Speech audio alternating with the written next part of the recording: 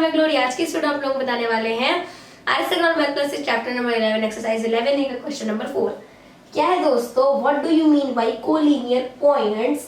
अब collinear points क्या होते हैं ये हमें बताना है। अच्छा, कोलिनियर मतलब ऐसे पॉइंट दोस्तों जो एक साथ हो, एक सीरीज में हो। मतलब कि दोस्तों अगर ये 3 पॉइंट है वो एक साथ एक सीरीज में है, ठीक है ना, एक सीरीज में, तो ये कोलिनियर पॉइंट हो गए। अगर मान लीजिए कि ऐसे ऐसे ऐसे और ऐसे ऐसे है, तो क्या ये सारे पॉइंट कोलिनियर पॉइंट होंगे? नहीं होंगे, क्योंकि ये एक सीरीज में नहीं है। अगर आप इनको ऐसे जोड़ना चाहें तो ये जोड़ दिया, ठीक, लेकिन जब आप इसको जोड़ेंगे तो ये लाइन टेढ़ी मेढ़ी हो जाएगी, ठीक है। तो मतलब कि ऐसे पॉइंट दोस्तों जो एक सीरीज में हो, एक स्ट्रेट लाइन क्रिएट करें, वही क्या है, वही कोलिनियर पॉइंट्स है।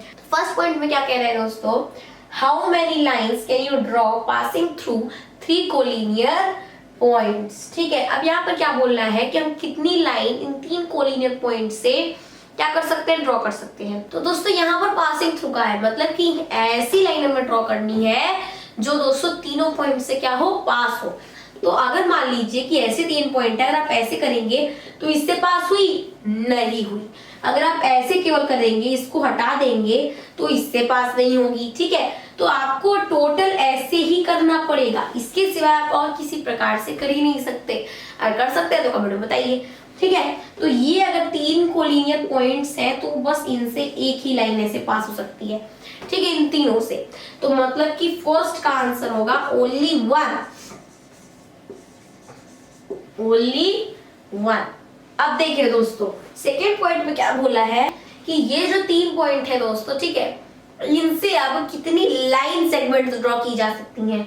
अब लाइन सेगमेंट की बात कर दिया, तो अगर मान लीजिए कि ये ऐसे पॉइंट हैं, तो अब ये अगर आप ड्रॉ करेंगे तो ये एक लाइन सेगमेंट है, क्योंकि ना तो ये इसके आगे बढ़ेगा ना तो ये इसके आगे बढ़ेगा। अगर आप ऐसे कर देंगे तो वो भी हो गया। आपको तीनों लाइन से पास होकर के नहीं कहा है दोस्तों, ठीक है, पास होने को नहीं कहा।